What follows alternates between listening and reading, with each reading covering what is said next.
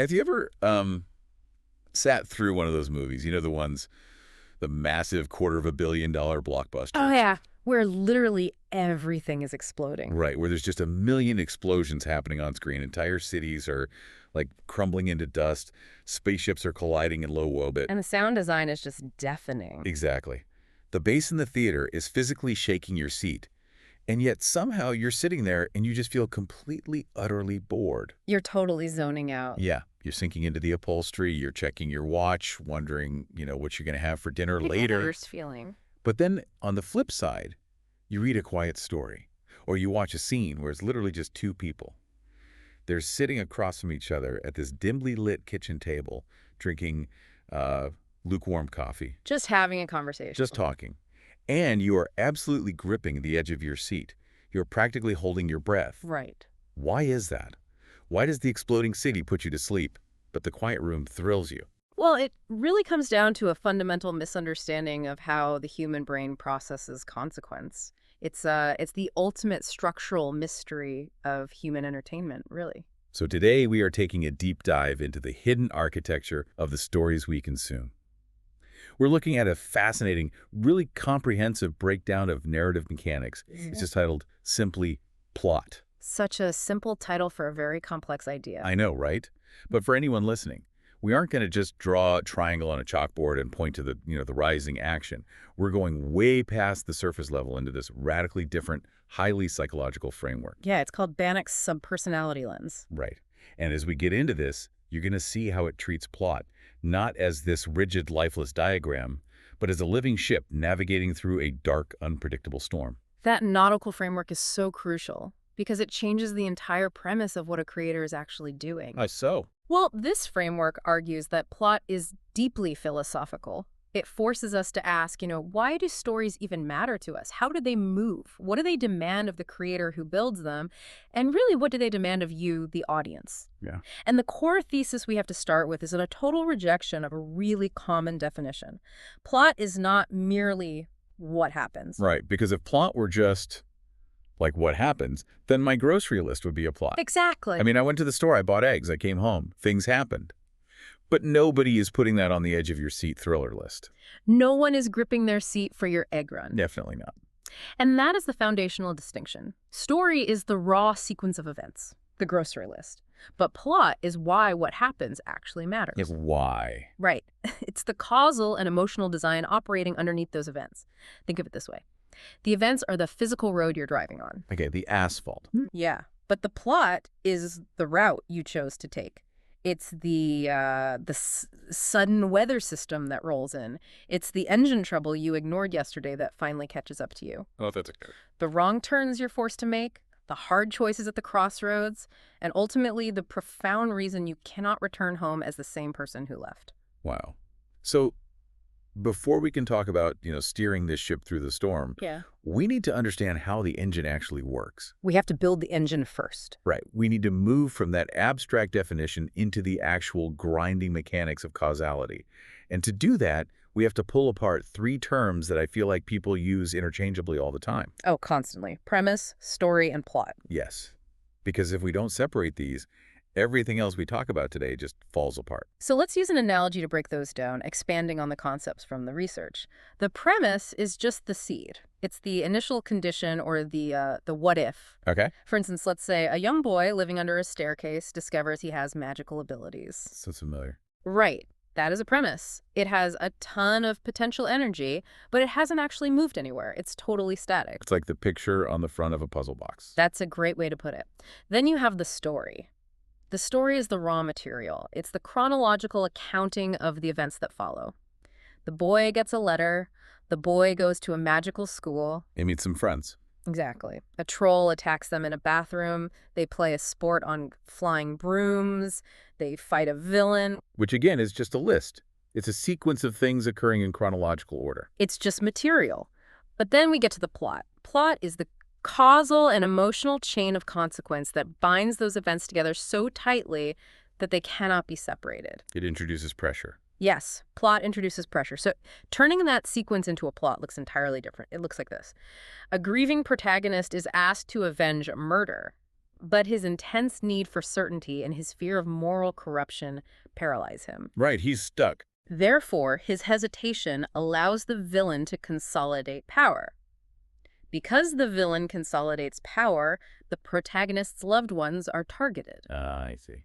Therefore, his initial refusal to act becomes the very thing that destroys his kingdom. Wait, I see what's happening there. You're injecting these connective words, the because and the therefore. Exactly. The framework we're exploring calls this the because therefore rule. And it acts as this sort of diagnostic tool for whether a narrative is actually working or if it's just, spinning its wheels. Yeah, it says a weak plot relies on and then. The and then sequence. The and then sequence is the death of engagement.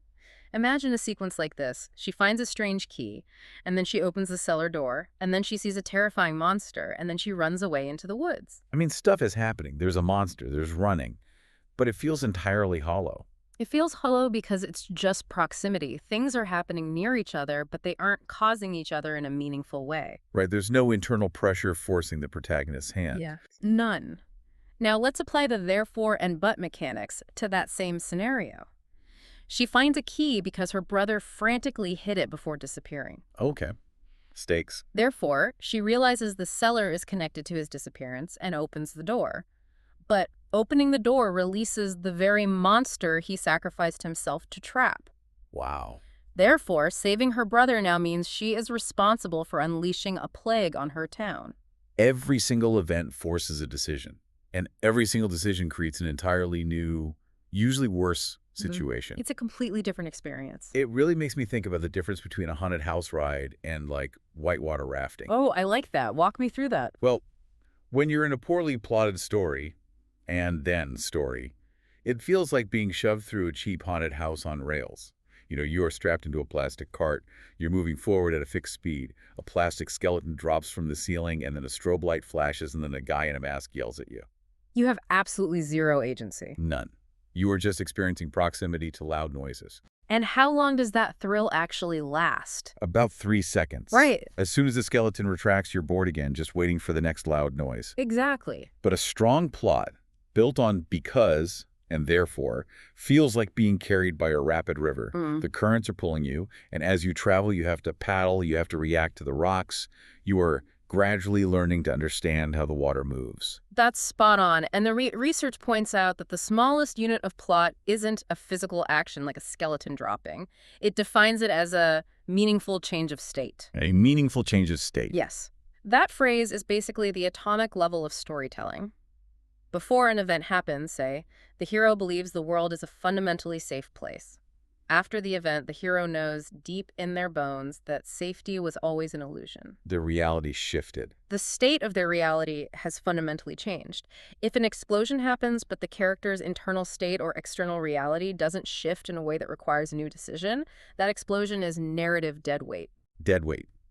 And the framework provides this absence test for this, which I think is a brilliant way for you, the listener, to diagnose why you might hate a specific movie or book, even if you can't quite put your finger on why. Right. What does it feel like when that engine is broken? It feels aimless. The events feel totally weightless because they don't leave any residue. Like you watch a brutal fight scene, but in the next scene, the characters are just joking around as if it never happened. It's like a video game resetting. Yes. Each scene just resets the emotional board to zero. And that leads to the ultimate sin of bad plotting, which is audience manipulation. Oh, say more about that. The human brain is incredibly adept at recognizing when it's being cheated.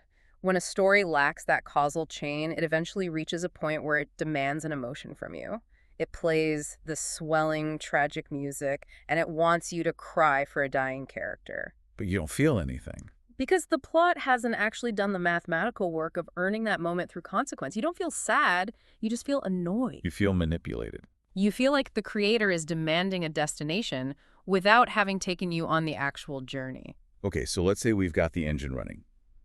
We're using because and therefore. Right. Every scene is causing the next scene. But how do you keep that engine running at a high speed without the audience getting exhausted or, ironically, bored again? Because we've already established that just adding more explosions doesn't work. Right. How do we create the feeling of speed? This gets to the heart of plot momentum. And the major distinction here is between surface motion and deep motion. Surface versus deep. Yeah. Surface motion is the visible kinetic activity. The characters are engaged in a high-speed car chase. They are sprinting through an airport. They're having a screaming match in the pouring rain. The Michael Bay approach to momentum. Exactly. It is undeniably loud and fast. Yeah. And surface motion has its place, right? Yeah. But it burns out very quickly. It's exhausting. It really is. Deep motion, however, is meaningful change. Deep motion is when a lie gets exponentially harder to maintain. It's when an implicit trust begins to silently fracture. It's when a core promise is broken, or when a very old, unhealed wound is suddenly touched. Wow. You can have a scene where two characters are sitting perfectly still at a dinner table, just eating soup. There is zero surface motion. Zero. But if every line of dialogue subtly shifts what those characters know about each other, what they want from each other, or what they're terrified the other person is hiding, that scene has terrifying momentum. Because the emotional weather in the room is constantly changing. The barometer is just dropping. So what are the actual mechanisms of that deep motion? Because the research categorizes several types of momentum that keep a story moving forward without relying on physical action. Yeah, the first and most foundational is causal momentum. We touched on this with the because therefore rule. One event makes the next event mathematically necessary. Because she lied to the police, she must forge a document to cover the lie. Because she forges the document, she has to involve a criminal element. Because she involves criminals, her family is now in physical danger. Exactly. The momentum is generated by the tightening of the net. It's the snowball rolling down the hill. But what about when the characters aren't actively doing things, but rather trying to figure things out? That is informational momentum. This is the lifeblood of a mystery, but honestly, it applies to almost everything. The knowledge map of the story is constantly changing.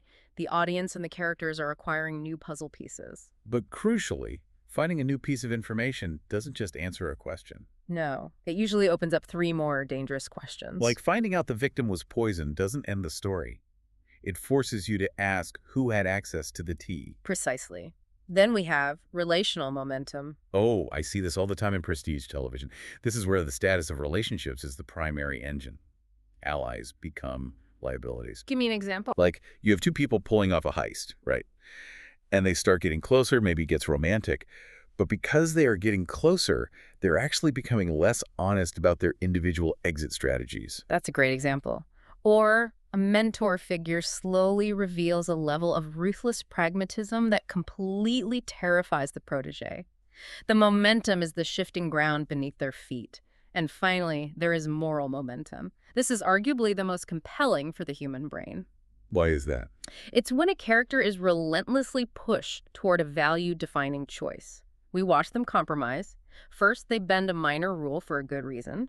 Then they have to justify a slight harm to an innocent person to protect that first compromise. Oh man, the slippery slope. Then they actively betray someone who trusted them. And finally, they are forced to stand in front of a mirror and look at the monster they have allowed themselves to become. I love that. But okay, I want to push back on this whole concept for a second. Let's play devil's advocate. Go for it. Because I can hear a certain segment of the audience screaming at their speakers right now. What about the vibes-only stories? Yes. You know, I'm thinking of those highly atmospheric, critically acclaimed indie films or those slice-of-life literary novels where technically absolutely nothing happens. Right. A character wanders around a rainy city in Europe, stares out of cafe windows, smokes cigarettes, and reflects on their childhood. There is no causal chain. There is no snowball rolling down a hill. There's no heist. Right, and yet people love them. Doesn't that prove that a story can be a masterpiece with minimal or even zero plot? It's a very valid challenge, and it's one the framework actually anticipates. Minimal plot can absolutely work. Vibes only. Storytelling can be visually and emotionally beautiful, but, and this is a massive non-negotiable caveat, it only works if the vibe evolves. Okay, explain the mechanism there. How does a vibe evolve without a plot? The framework uses a brilliant metaphor. A vibe is the ocean, but plot is the tide. You can have a story that is just a mood piece, but that mood cannot remain static. It must undergo deep motion. Like how? Well, if the story begins with a profound sense of wonder, but over 2 hours of staring out those rainy cafe windows, that wonder slowly curdles into isolation and unease. Or if a character starts in a state of numb loneliness and through tiny, almost imperceptible interactions moves into a state of fragile belonging, that evolution is the plot. There is a meaningful change of state. So even the guy staring out the window is experiencing a Therefore, he stared out the window for 3 days, therefore he realized he was completely alone. Exactly. But if the vibe doesn't change, if it doesn't deepen, curdle, or reveal a new layer of truth by the end, then the narrative just collapses. It ceases to be a story and becomes mere decoration. It's an aesthetic playlist. It's a screensaver. A very pretty screensaver, perhaps, but it will not engage the audience's need for meaning. Right. Okay, so we need movement and we need escalation. But let's talk about how writers completely botch this, because they do it constantly. You see it in massive franchises all the time. Oh, everywhere. The framework talks extensively about avoiding melodrama when you escalate a plot, because the most common trap is thinking that stakes must always get physically larger to keep the audience's attention. The trap of scale. Scale is not meaning. That might be the most vital insight for anyone trying to understand why modern blockbusters often feel so hollow. The panicked writer thought process? Yes, the thought process goes exactly like this. Okay, in Act 1, the hero's town is in danger. To raise the stakes in Act 2, the whole country must be in danger. In Act 3, the entire world. And for the sequel, we have to threaten the entire galaxy, or maybe reality itself. But the human brain literally cannot comprehend the destruction of a galaxy. It's just math at that point. It completely numbs us. Precisely. Inflating the physical importance of the threat without earning the emotional weight just creates melodrama. The brain stops caring because the scale has exceeded our capacity for empathy. So to fix this, the framework introduces this concept called the cost ladder. And I want to walk through this slowly because it completely changes how you view tension. Instead of making the explosions bigger, the author deepens the intimacy of the loss. Walk us through an example of the cost ladder. Let's invent a character. Say a stressed architect trying to win a massive contract to save her firm. Step 1 on the ladder, she fails the task. She loses the initial blueprint. That's a professional problem. Right. Annoying, but manageable. Step 2, that failure hurts a loved one. Her husband had invested his life savings into her firm, and now that money is gone. Ooh, okay. The stakes just got personal. Step 3, to protect her husband from the panic of the fallout, she lies to him and says the contract is secured. Moral compromise. Exactly. Step 4, the husband finds out she lied, not from her, but from a colleague. The lie destroys the bedrock of trust in their marriage. Notice what happened there. We didn't blow up a building. We didn't threaten the city. But the intimacy of losing that crucial relationship, the collapsing of the marriage, is far more devastating and far more gripping to the audience than if a supervillain had beamed a laser at the architect's office. Because we understand a broken marriage. We have an emotional reference point for betrayal. We don't have a reference point for a laser destroying a city block. Exactly. A quiet consequence can be the most devastating kind of escalation. The research gives this haunting example. The escalation isn't that the friend screams at the protagonist. The escalation is that the friend still smiles at them, but they no longer confide in them. Ouch. That subtle shift, that quiet, irreversible loss of intimacy, is a relational stake that the audience feels in their gut. It creates a specific type of tension because the audience recognizes the truth of it. So, okay, we've built the engine of causality. We've got the ship moving fast with deep emotional and relational momentum. We've escalated the stakes intimately rather than globally. We are sailing. We are sailing. But what happens when the map, the characters, and the audience have been following is suddenly revealed to be completely wrong? Ah, the twists. This brings us to earning the gasp. Twists, reversals, and how an author weaponizes the flow of information. Because a bad twist can ruin an entire story, but a great twist cements it in our memory forever. It really does. We have to start by defining the difference between a reveal and a twist, because people use those interchangeably, and they are completely different psychological events. So different. A reveal gives you new information. It fills in a blank space on your map. The king was poisoned by his brother. Or the coordinates lead to an uninhabited planet. It answers a question. Right, it answers a lingering question. It says to the audience, here is the truth you have been waiting for. But a twist doesn't just fill in a blank space. A twist takes the map you've been holding, flips it upside down, and shows you that you've been reading it backward the entire time. It recontextualizes the information you already had. Yes. It doesn't just add a puzzle piece. It changes the picture on the box. The protagonist wasn't hunting the monster. The protagonist has been the monster the whole time, operating in a fugue state. That's a huge shift.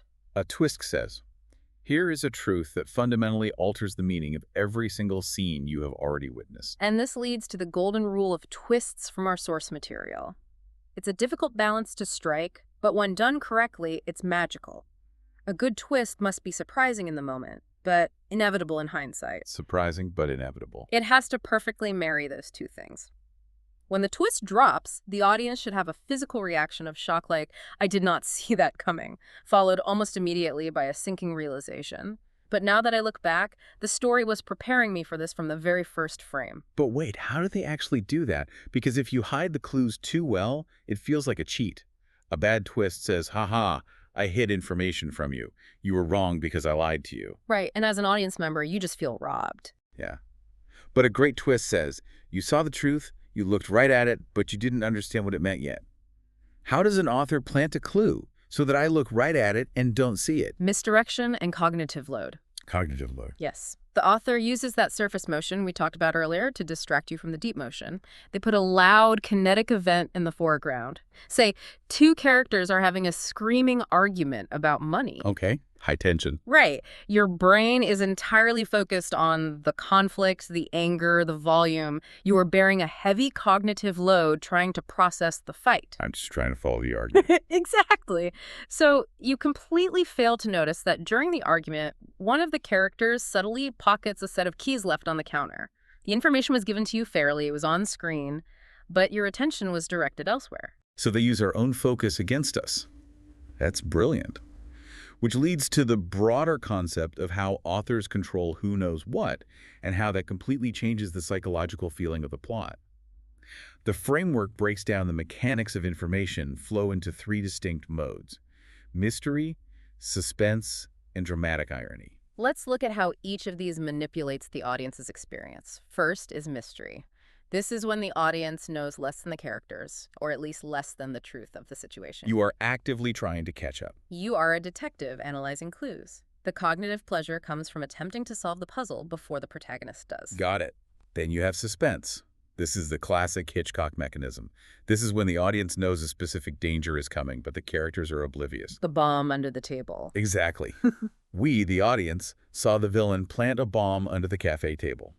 Then our beloved protagonists sit down at that exact table and start having a casual conversation about the weather. And because of that disparity in information, every casual word they speak is suddenly drenched in unbearable tension. The audience wants to scream at the screen. Get out of there! Right. And the third mode is dramatic irony. This is slightly different than suspense. The audience knows more than the character, not necessarily about a physical danger, but about a foundational truth. Give me an example of that. Like, we know that the woman the hero is falling in love with is actually the sister of the man he killed years ago. Oh, wow. This creates a feeling of tragic inevitability. You watch them fall in love, and instead of feeling happy, you feel a profound sense of dread because you know the collision is mathematically unavoidable. It's a slow-motion car crash. But regardless of which flow of information the author uses, the mechanism that truly locks the plot in place and forces the narrative toward its climax is what the framework calls the irreversible door. The point of no return.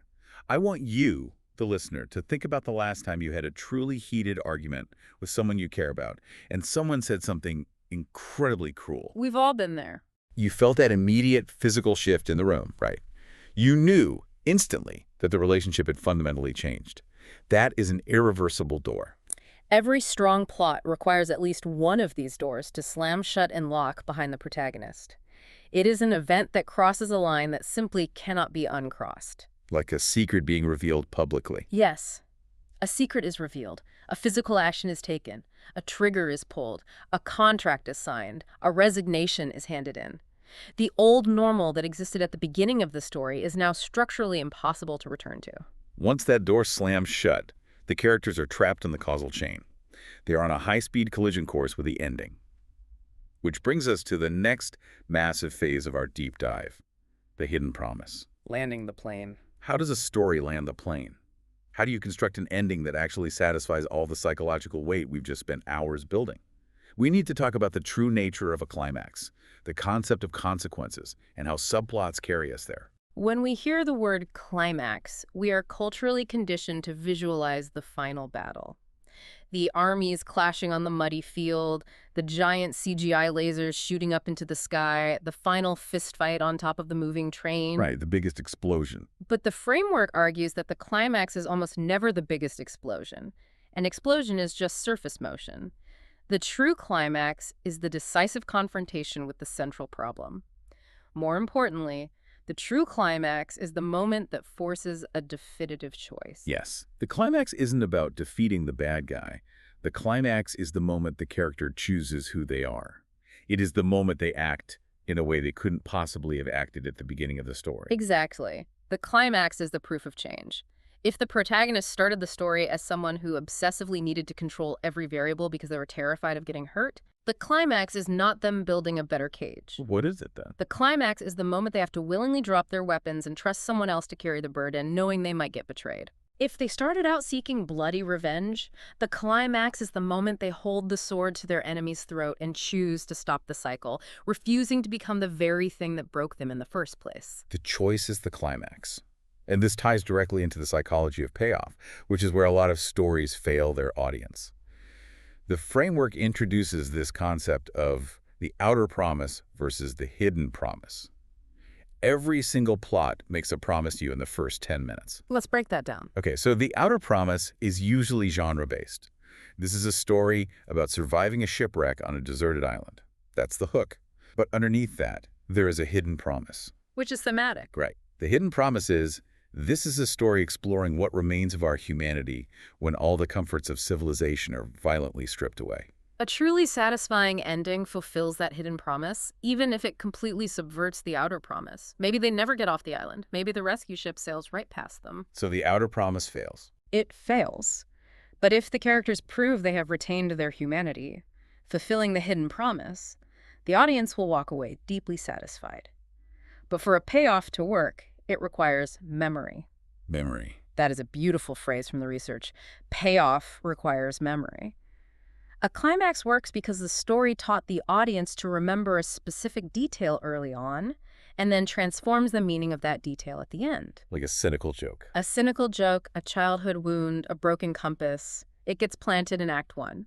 And when it returns in the climax, it has been baptized by the context of the journey. It returns carrying the weight of everything that has happened. But none of this matters. None of the climax lands if the story doesn't have consequences. The framework calls consequences the memory of the plot.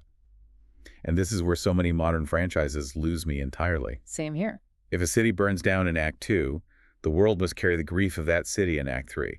The sky should be choked with ash. The refugees should be begging on the streets. If a character is betrayed by their closest friend, they can't just have a quick apology and go back to normal in the next scene. If there are no consequences, the events feel entirely fake. The brain recognizes the lack of causality and immediately stops trusting the narrative. It checks out. It registers the story as a simulation with the safety settings turned all the way up. If the plot takes a wrecking ball to a character's life, the story has to take profound responsibility for the rubble. Take responsibility for the rubble. I love that. And speaking of carrying the emotional weight of a story, we have to address subplots. Because subplots are so often treated as filler. They're the scenes you skip when you're rewatching a movie. Exactly. The framework introduces the Braid test for subplots to determine if they actually belong in the story. The Braid test argues that a strong subplot must perform one of a few highly specific functions in relation to the main plot. It must mirror the main plot, contrast it, apply pressure to it, or reveal its hidden theme. Give me a concrete example of that. For instance, if the main plot follows a king trying to decide whether to trust a neighboring nation with a peace treaty, the subplot shouldn't be about the court jester trying to find a lost dog. Unless the dog is a metaphor for trust. Ha! Exactly. But a proper subplot would be the king's young daughter trying to decide whether to trust a new, manipulative friend. Oh, I see. The subplot becomes a miniature echo chamber for the main theme. It allows the audience to examine the core problem from a different, usually more intimate angle. I always think of a bad subplot, like a detour on a road trip. You know, you're driving to a specific destination and suddenly you are forced off the highway onto a dirt road. And you're just bumping along. You drive around for 40 minutes, you don't see anything interesting, you waste your gas, and eventually you just merge back onto the exact same highway you left, feeling completely annoyed. And how would you define a good subplot in that analogy? A good subplot is like pulling over to pick up a passenger. You were still driving on the main highway, but now this new person is in the back seat. And you get into this intense philosophical argument with this passenger about where you were going and why. And that changes the journey. It fundamentally changes how you, the driver, decide to steer the car for the rest of the trip. The subplot has to apply pressure to the main plot. If you can delete the subplot from the script and the main story's outcome or meaning doesn't change, it fails the braid test. It's just a detour. It is an unbraided thread. So we have mapped out mechanics. We have the engine of causality, the momentum, the twists, the climax, and the subplots. But how do we pull all of these disparate moving parts into a unified, lived experience? How does an author actually hold all of this in their head without it becoming a sterile math equation? Exactly. This brings us to the most unique, unexpected, and frankly beautiful part of this source material. We're moving from plot as a mere mechanical construct into plot as a philosophy of leadership and navigation. We are diving into Bannock's plot compass. To fully grasp this, we need to clarify what the framework means by Bannock. Bannock is introduced not as a rigid set of rules, but almost as a psychological persona, a framework for internal leadership. Okay, unpack that persona for us. Imagine Bannock as an ancient, seasoned ship captain navigating a perilous storm. This persona views plot fundamentally as navigation under immense pressure. Bannock doesn't just look at a map and ask, what happens next? What does Merman ask? Bannock looks at the turning wire and asks, what does the crew need next? What kind of storm are we entering? And what kind of leaders will this journey require us to become if we want to survive it? It's a complete repudiation of the command and control style of plotting. You know, the type where an author treats characters like chess pieces, just violently shoving them from point A to point B just because the outline demands it. Right. Bannock sees plotting as navigating by starlight. The research describes starlight as ancient, slow, patient, and persistent. It guides you without blinding you. It's the opposite of a massive spotlight that demands constant, loud intensity. What is truly innovative here is how this framework breaks down the author's mind into internal subpersonalities that map directly onto plot functions. It treats the creation of a plot not as one dictatorial, authorial voice barking orders, but as a complex internal boardroom. It's a chorus of distinct drives that must be coordinated. Let's role-play this a bit to make it concrete. Okay, set the scene. Imagine an author is writing a scene where a crew of astronauts is trapped on a dying space station. The oxygen is venting. They have to decide whether to abandon ship or try to fix the reactor. In the author's mind, according to Bannock, there are 5 voices fighting for control of the scene. First, you have the voice of Val. Val represents long-term strategy, cost, and sustainability. What is Val saying? Val is looking at the scene and asking, if we blow up the reactor now to escape, what are the long-term consequences for the rest of the book? Do we have enough resources to survive the escape pod? Does the plot allow for a moment of rhythm and recovery after this, or are we just exhausting the audience with constant adrenaline? Then Devon speaks up. Devon is the voice of brutal realism, risk, and logic. Devon asks, is it actually scientifically possible to fix the reactor in 3 minutes? What are the physical weaknesses in this plan? If the characters survive, is it because they were smart or because we just gave them plot armor? While Devon is worried about logic, Kelly is frantic about the relational stakes. Kelly is the voice of emotional connection. What's Kelly's concern? Kelly asks, if the captain orders the rookie to fix the reactor knowing it's a suicide mission, what does that do to the trust among the rest of the crew? How does this crisis fracture their relationships? Then you have Addie. Addie is the adrenaline junkie. Addie represents momentum and the spirit of adventure. Addie is yelling, whatever you decide, make it fast. We need movement. Is there a visceral thrill in this escape? Are the audience's hearts pounding? And finally, standing quietly in the corner of this mental boardroom is Tira. Tira seeks wisdom and thematic meaning. What is Tira asking while the oxygen runs out? Tira asks, when the oxygen runs out, what truth is revealed about these people? What is the philosophical starlight of this scene? Are we just writing an escape, or are we exploring the human will to survive? Plot isn't just one voice. It's the synthesis of all of them. It's Val's strategy, Devon's logic, Kelly's emotion, Addie's momentum, and Tira's meaning, all moving in coordinated motion. And this philosophy culminates in what the text calls Bannock's 6-point plot compass. This is the ultimate diagnostic tool. If you are listening to this right now, you can take this compass and apply it to literally any story you consume from this day forward. Let's walk through the compass point by point. Point 1 is north, which represents direction. The fundamental question of North is, what is the visible, tangible goal of the characters? And more importantly, what is the hidden emotional destination? The actual destination. Right. Every single scene, every dialogue exchange must pull the narrative toward a meaningful arrival. If a scene doesn't move the compass needle north, it needs to be cut. Point 2 is East, which stands for adventure. This is about the hook. What makes this journey worth taking in the first place? What is the wonder, the discovery, the strangeness of the world? You have to earn their attention. Before you can punish the characters with a storm, you have to show the audience why they would want to board this ship. East is the promise of movement and discovery. Then we look south. South represents the stakes. And this brings us back to the cost ladder. What can truly be lost? And not just buildings falling down? No, not just the external superficial losses, but the emotional, moral, and relational losses. What does success cost the protagonist? Who suffers if they make the wrong choice? South acts as the anchor. It grounds the story in reality so that the adventure of the East doesn't just float away into weightless, consequence-free spectacle. Next is West, which represents reversal. West is the sunset point. It is the moment the map fails.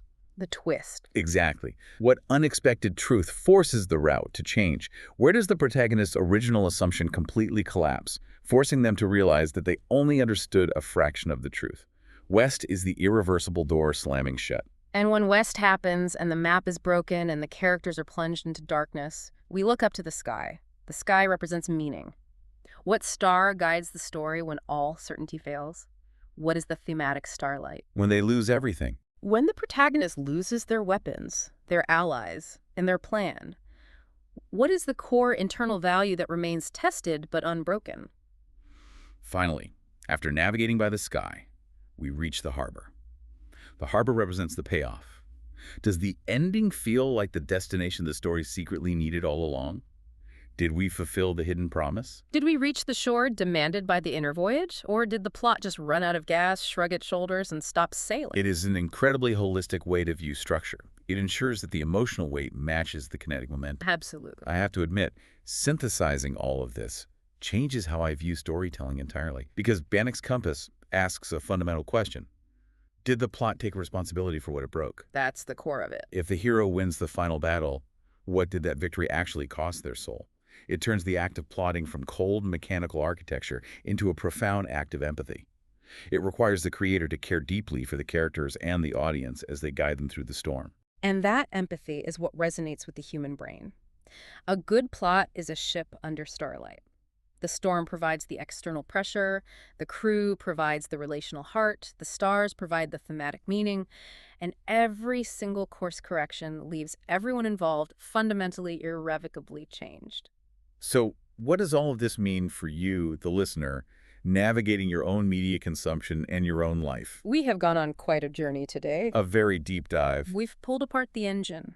We've learned that a compelling plot is not a checklist of tasks. It isn't a barrage of random million-dollar explosions designed to keep your eyes open. It is a carefully shaped chain of consequences. It is the route, the weather, the engine trouble, the broken compass, and the ultimate reason the traveler cannot return home unchanged. And this raises a final vital provocation for you to mull over. The research touches briefly on the concept of emergent plot. Emergent plot. Yes. This is a term often used in systems-based games where the story isn't a fixed, pre-written sequence, but rather arises organically from the collision of systems and player choices. If a powerful story is ultimately about making the next event necessary rather than random, I encourage you to look at the narrative of your own life. You are the protagonist of your own emergent plot. That is a fascinating lens to look through. Are your daily decisions creating and then moments?